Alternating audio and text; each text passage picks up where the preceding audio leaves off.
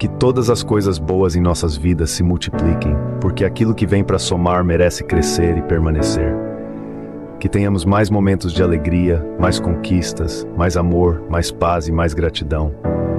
Mas acima de tudo, que a mão de Deus esteja sempre sobre nós, guiando nossos passos, protegendo nossos caminhos e cuidando do nosso coração. Nem sempre o caminho será fácil, mas quando caminhamos com fé, sabemos que nada nos falta. Deus é aquele que abre portas onde não existem, que transforma a dor em força e que nos ensina a enxergar a beleza até nos dias difíceis. Que sejamos gratos por tudo que temos e confiantes pelo que ainda está por vir.